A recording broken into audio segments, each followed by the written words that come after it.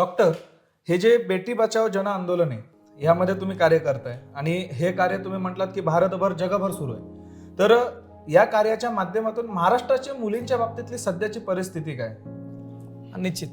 खरं तर आपला महाराष्ट्र आपण पुरोगामी विचारांचा महाराष्ट्र किंवा छत्रपती शिवाजी महाराज फुले शाहू आंबेडकरांचा महाराष्ट्र असं आपण महाराष्ट्राचे वर्णन करत असतो. पण आजही आपल्याही महाराष्ट्रामध्ये मुलींची संख्या ही प्रचंड कमी आहे. महाराष्ट्रात स्त्री भ्रूण हत्येचं फार मोठं त्या ठिकाणी मधल्या काळात आपण अनेक ठिकाणी वाचलं असेल. महाराष्ट्रात स्त्री भ्रूण हत्येचं प्रमाण खूप पद्धतीने त्या ठिकाणी मधल्या काळामध्ये होतं. आता थोडंसं कमी झालंय, परंतु अजूनही त्या ठिकाणी स्त्री भ्रूण हत्या होतात.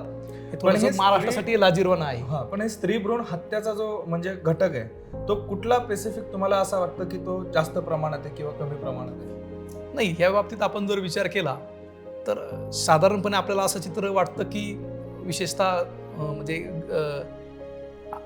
आर्थिकदृष्ट्या जो वर्ग थोडासा कमकुवत किंवा गरीब वर्ग आहे यांच्याकडे स्त्रीभ्रूण हत्या जास्त होत असावी किंवा ग्रामीण भागात स्त्रीभ्रूण हत्या जास्त होत असावी असा एक साधारण आपला निकष असतो.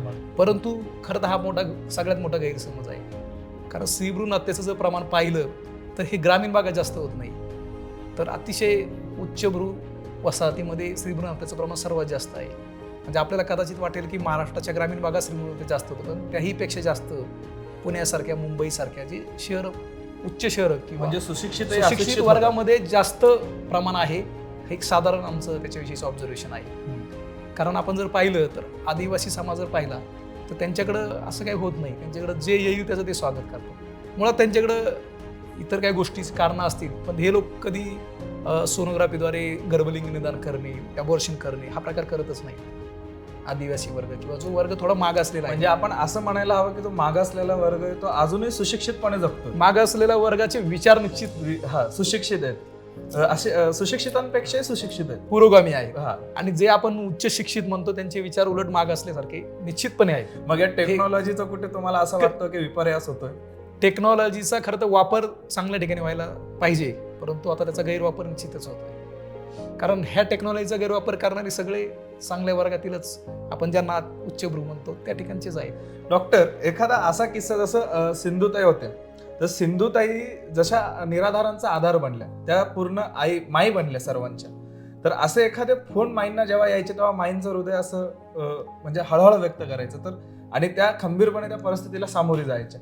तर असा एखादा प्रसंग तुमच्या बरोबर घडलाय की फोन आल्यात की आम्हाला मुलगी झाली आणि ती नको आहे किंवा नकोशी आपण त्याला म्हणू, तर असा काही प्रकार घडला?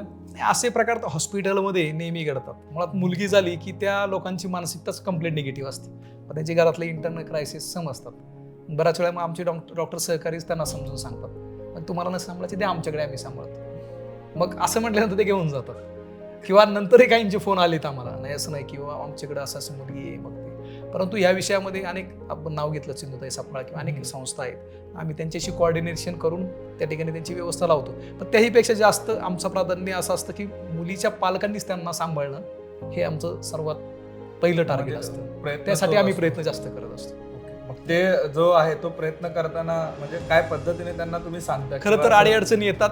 बराच वेळा आम्हालाही संघर्ष करावा लागतो किंवा नातेवाईकांशी नातेवाईकांचं आमच्याविषयीचं मत कधी कधी त्यातनं क्रायसिस होण्याचे भरपूर चान्सेस असतात की ते कधी कधी पालक आमच्याविषयीच निगेटिव्ह होतात. मग त्यांचे आमच्यात वाद सुरू होतात. परंतु मग त्यात आम्हाला समजून सांगणे आमची फार मोठी कसर आहे. मला सांगा डॉक्टर, आता हे जे मत झालं ते शिवदीप उंद्रे यांचं झालं, पण एक डॉक्टरच्या भूमिकेतून जेव्हा तुम्हाला असं काहीतरी फेस करावं लागतं तेव्हा काय वाटतं? नाही, डॉक्टरांची भूमिकेतनं हे फार चॅलेंजिंग आहे.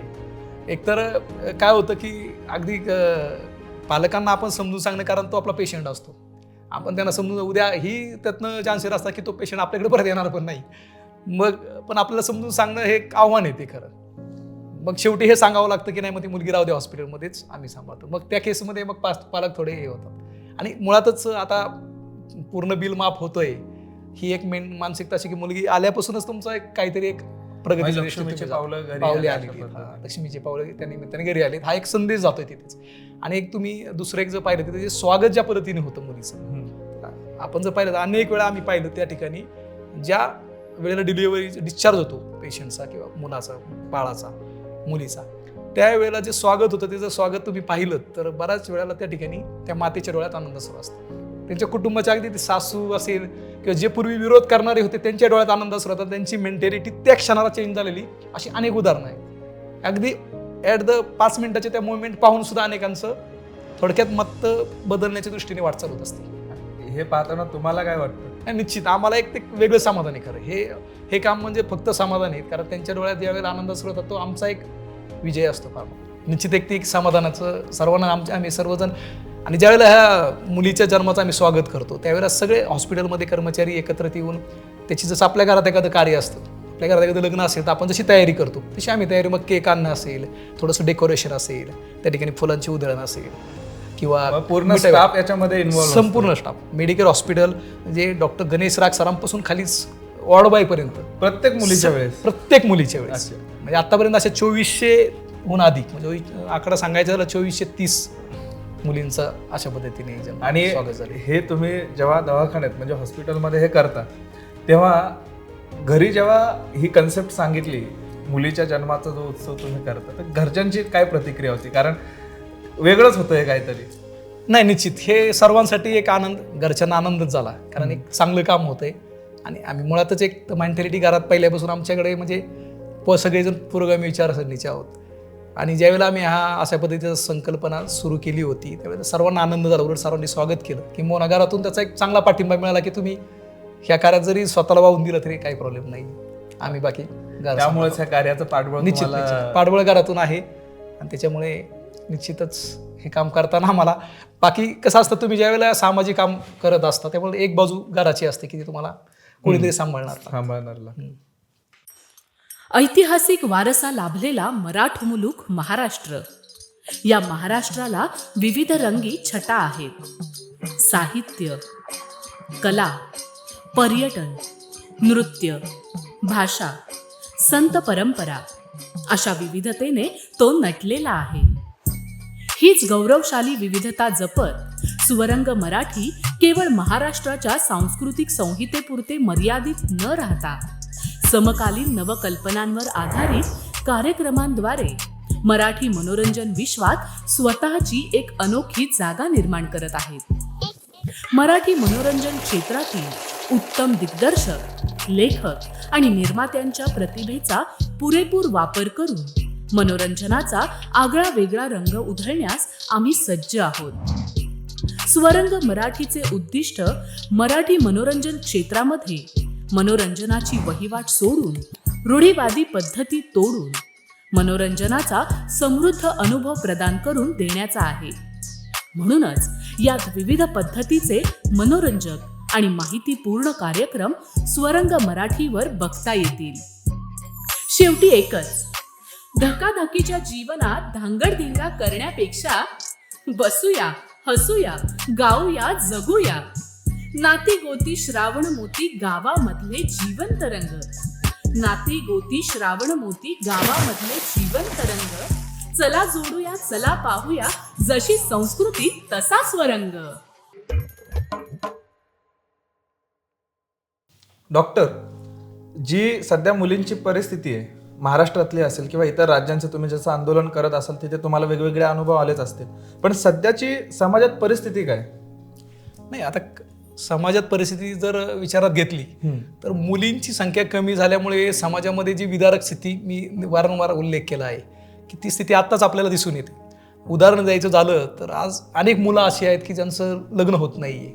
अगदी 35 क्रॉस केलेलेही अनेक मुलं आहेत की ज्यांचं लग्नच झालेलं नाही, का तर मुली मिळत नाहीत. साहजिक आहे, मुलींची संख्या जर कमी असेल, समजा 1000 मुलांपाठीमागे जर 850 किंवा 900 मुली असतील, तर हे जे 100-150चा जो वर्ग आहे तो कायमस्वरूपी अविवाहित राहणार आहे.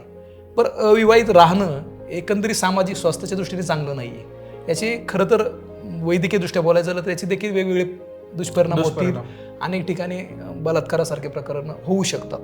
आणि समाजामध्ये ह्या गोष्टीकडे जर आपण पाहिलं तर उद्याच्या काळातली याची काय परिस्थिती निर्माण होऊ शकते याचा आपल्याला अंदाज येऊ शकतो. उदाहरण द्यायचं झालं तर मला वाटतं चंदीगडमध्ये एक ठिकाणी एक मोर्चा त्या ठिकाणी निघाला होता आणि त्या मोर्चामध्ये सर्व मुलं होती की ज्यांचं एज 35च्या पुढे त्या ठिकाणी गेलेलं होतं. हे सर्व मुलांनी मोर्चा कशासाठी काढला असं तुम्हाला कदाचित आश्चर्य वाटेल की आम्ही सर्व अविवाहित आहोत आणि आम्हाला लग्नासाठी मुली मिळत नाही आहेत. तर यासाठी सरकार बरोबरी काहीतरी प्रयत्न केले जावे, कायदे केले जावे, यासाठी तो मोर्चा होता. आज परिस्थिती अशी भयानक आहे, तुम्ही उद्याच्या काळात कल्पना करू शकत नाही. आज आपण पाहतो फार परिस्थिती भयानक होईल. आम्ही हरियाणामध्ये एक ठिकाणी एका कुटुंबामध्ये त्या ठिकाणी कार्यक्रमाला गेल्यानंतर कुटुंबामध्ये त्या ठिकाणी आम्हाला त्यांनी जेवायला बोलवलं होतं. तिथली एक परिस्थिती सांगतो, त्या घरामध्ये 3 सुना होत्या आणि सहज त्यांनी ओळख करून देण्यासाठी 3 सुनांना बोलवलं. तर 3 सुना वेगवेगळ्या भाषेत बोलत होत्या. सहज कुतूहल म्हणून एक प्रश्न विचारला की हे लँग्वेज का वेगवेगळे आहेत सगळ्यांची. मग त्यांनी सांगितलं की एक सून दिल्लीची आहे, एक उत्तराखंडची आहे, एक हरियाणाची आहे. म्हणजे आज लग्नासाठी, पूर्वी आपण लग्नासाठी गाव बदलत होतो, नंतर जिल्हा, आता आपण राज्य बदलत आहोत. उद्याच्या काळात देशसुद्धा बदलावा लागेल. थोडक्यात ही परिस्थिती, म्हणजे आपण या परिस्थितीचं पुढं काय होऊ शकतं याची कल्पना न केलेली बरी. त्यासाठी आपण आतापासूनच सर्वांनी या दृष्टीने काम केलं पाहिजे, असं माझं मत आहे.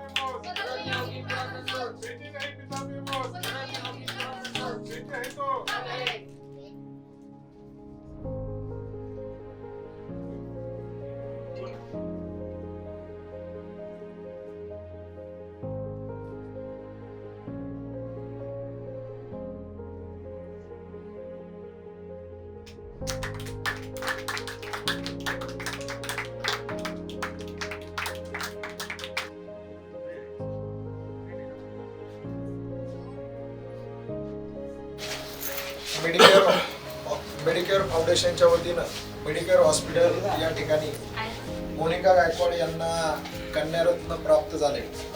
त्या कन्यारत्नाच्या स्वागतासाठी गायकवाड परिवार आणि त्यांचे नातेवाईक आपण सर्वजण या ठिकाणी उपस्थित आहात. आपल्या सर्वांचं मेडिकेअर हॉस्पिटल फाउंडेशनच्या वतीनं सहर्ष असं स्वागत करतो.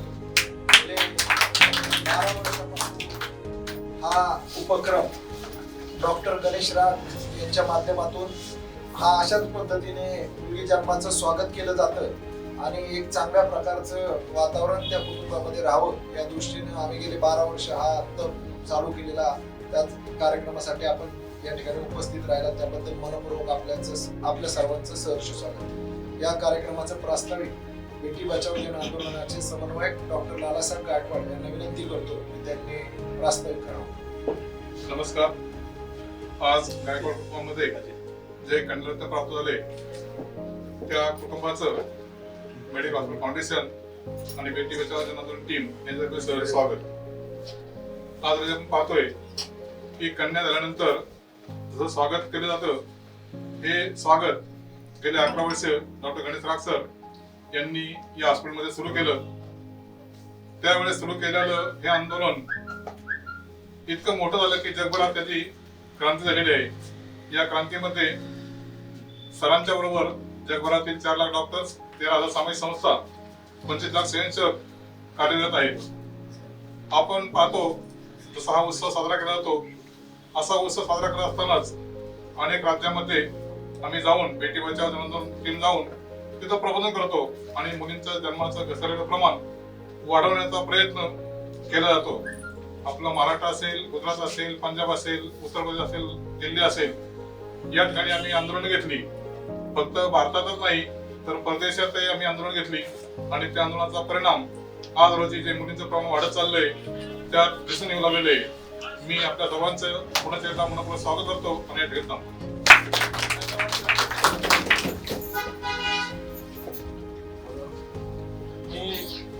बेटी बचाव जन आंदोलनाचे समन्वयक डॉक्टर शिवदीप कुंद्रे यांना विनंती करतो त्यांनी आपलं बोलणं. आज आपल्या मेडिकेअर हॉस्पिटल फाउंडेशन मध्ये मुलीच्या जन्माचं स्वागत होत असताना निश्चितपणे या हॉस्पिटलमध्येच 3 जानेवारी 2012 रोजी मुलीचा जन्म झाल्यास कुठल्याही पद्धतीची शुल्क आकारले जाणार नाही अशी घोषणा डॉक्टर गणेश राग सरांनी केली.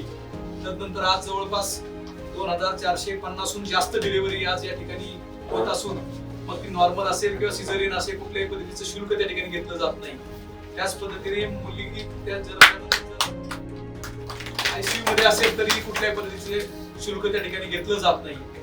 आणि हे आंदोलन आज फक्त मेडिकेअर हॉस्पिटलबद्दल मला केलं जातं. जगभरामध्ये सरांनी सांगितल्या पद्धतीने 4 लाख डॉक्टर्स, 13,000 सामाजिक संस्था आणि 25 लाखहून अधिक स्वयंसेवक या आंदोलनाशी जोडले गेलेले आहेत. महाराष्ट्राबरोबरच अनेक राज्यांचा सरांनी उल्लेख केला. जगभरातील अनेक देशांमध्ये त्या ठिकाणी हे आंदोलन पसरलेलं असून आगामी काळात देशातील उर्वरित राज्यांमध्ये आणि जगभरामधील उर्वरित देशांमध्ये आम्ही दौरा करू. जोपर्यंत मुलींचं प्रमाण हे मुलांच्या प्रमाणाच्या इतकं होईल किंवा त्याही पेक्षा जास्त होईल तोपर्यंत हे आमचं आंदोलन सुरूच राहील. पण त्याचा कालावधी किती असेल, उद्याचे 10 वर्ष असतील, 20 वर्ष असतील, जितका कालावधी आहे तोपर्यंत आम्ही या आंदोलनासाठी कार्यरत राहू याची आपल्याला पाहिजे. भारताला आधीपासूनच क्रीडा क्षेत्राचा समृद्ध वारसा लाभलाय. याच देशाने कुस्तीमध्ये खाशाबा जाधव, सुशील कुमार, विनेश फोगाट, बजरंग पुनिया, हॉकीमध्ये मेजर ध्यानचंद, बलवीर सिंह, धनराज पिल्ले, सिनियर बॅडमिंटनमध्ये अपर्णा पोपट, PV सिंधू, सानिया नेहवाल, शूटिंगमध्ये अंजली, क्रिकेटमध्ये सुनील गावस्कर, सचिन तेंडुलकर, महेंद्रसिंग धोनी अशा विविध क्रीडा क्षेत्रात असंख्य खेळाडू दिले, तर भविष्यात पुढे तयारही होत आहेत. आता याच खेळाच्या धर्तीवर आम्ही आपल्यासाठी एक क्रीडा वाहिनी घेऊन येत आहोत. आता तुम्ही म्हणाल कितीतरी आहे, तुमच्याकडे काय आहे वेगळं? तर आम्ही बाकी वाहिन्यांसारखे सर्व क्रीडा क्षेत्रातील माहिती तर दाखवूच, पण त्याचबरोबर तुमच्या भागातील छोट्या छोट्या खेळ महोत्सवाला आम्ही मोठं स्वरूप देऊ.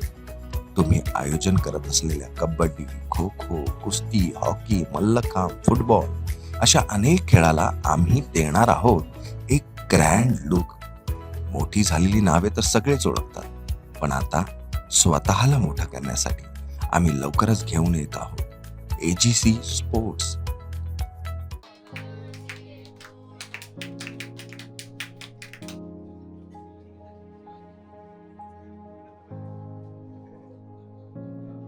बेटी है तो बेटी है तो बेटी नहीं पिता पे बोझ, बेटी नहीं पिता पे बोझ.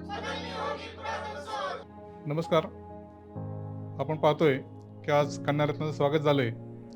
हे स्वागत करत असताना गेले 11 वर्ष आपण ज्या मुली जन्मात स्वागत करतो, हे स्वागत 11 वर्षांपासून सुरू झालं. डॉक्टर गणेश राग सर यांनी आपल्या हॉस्पिटल सुरू केलं, परंतु त्याची व्याप्ती आज पूर्ण जगभर पसरलेली आहे. जगभर पसरत असतानाच आमच्याबरोबर जगभरातील 4 लाख डॉक्टर्स, 13,000 सामाजिक संस्था, 25 लाख स्वयंसेवक काम करतात. आमचा उद्देश आणि हेतू असा आहे की आम्ही काय करतो त्यापेक्षा समाजाने सुद्धा यामध्ये सहभागी झालं पाहिजे. समाज सहभागी होत असताना जे समाजामध्ये मुलीचं प्रमाण घसरत चाललं आहे, हे प्रमाण वाढलं पाहिजे. आणि किती वाढलं पाहिजे तर 1,000 मुलांच्या पाठीमागं 1,000 मुली झाल्या पाहिजेत. आम्ही ज्यावेळेस हे काम सुरू केलं त्यावेळेस 1,000 मुलांच्या पाठीमागं 710 मुली होत्या. आपण आता नवीन सर्वे पाहिला तर हा सर्वे कसाही असू द्याल, परंतु भारताचा सर्वे 1,000 मुलांच्या पाठीमागं 910 मुली झालेल्या आहेत. मात्र त्यात महाराष्ट्र अजूनही पाठीमागं आहे. महाराष्ट्राचं प्रमाण मात्र 1,000 मुलांच्या पाठीमागं 900 मुली आहेत. त्यामध्ये पुणे जिल्हा मात्र अजूनही मागं आहे. सरांनी जे काम सुरू केलं, छोटं जे रोपटं लावलं होतं ते आज जगभर पसरलेलं आहे. जगभर पसरत असताना प्रत्येकजण आपापल्या क्षेत्रात मुलींच्या जन्मात स्वागत करतो आणि स्वागत करत असताना स्त्री भ्रूण हत्या होऊ नये हा मात्र उद्देश आम्ही आमच्या डोळ्यापुढे ठेवलेला आहे. स्त्री भ्रूण हत्या करू नका, मुली जन्मात स्वागत करा, मुलगा आणि मुलगी समान माना, हे त्यातून तत्त्व आम्ही समाजाला सांगतोय. हे प्रबोधन करत असताना अनेक ठिकाणी ज्या रॅली काढल्या, मग त्यात महाराष्ट्राचा प्रत्येक तालुक्यात आपण रॅली घेतल्या. पंजाब असेल, हरियाणा असेल अशा ठिकाणी सुद्धा रॅली घेतल्या. राजस्थानसारखा भाग असेल की जिथं अजूनही दूध पितूसारखे कार्यक्रम चालू असायचे त्या भागात रॅली घेतल्या. जिथं मुलींचं प्रमाण अत्यंत नगण्य होतं अशा भागातही रॅली घेतल्या. ह्या रॅली घेत असताना गुजरात असेल, उत्तर प्रदेश असेल, झारखंड असेल, बिहार असेल अशा भागातसुद्धा जाऊन रॅली घेतल्या. आणि ह्या रॅली घेत असताना समाजाचं प्रबोधन करण्यास आम्ही कुठं पाठीमागं होत नाही. परंतु आम्ही जरी रॅली घेतल्या तरी तिथल्या स्थानिक लोकांनी आपापल्या परीनं यामध्ये सहभाग घेतला पाहिजे. उदाहरणार्थ आमच्याबरोबर फक्त डॉक्टर्स नाहीत तर समाजामध्ये समजा सोनार असतील तर सोनारांनी मुलींचे कान हे फ्री टोचले पाहिजेत. काही आमच्याबरोबर आता केस कर्तन करणारे जे नावी लोक आहेत ते काम करतात, ते मुलींचं जावळ फ्री काढतात. काही शिक्षण संस्था आहेत ते मुलींचे फी आपापल्यापरीने कमी करतात. आमच्यावर काही डॉक्टर्स आहेत ते त्यांच्या खिशाला परवडेल असं त्यामध्ये सवलत देतात आणि हा उद्देश असा आहे की प्रत्येकाने मुली जन्मात स्वागत केलं पाहिजे. स्वागत करता असताना जसं गणेश राग सरांनी छोटं रोप लावलं, ह्या रोपट्याच्या फांद्या आज वटवृक्षामध्ये झालेल्या आहेत. ह्याचा आमच्या टीमला अत्यंत अभिमान वाटतो. या ठिकाणी एवढं बोलून मी थांबतो.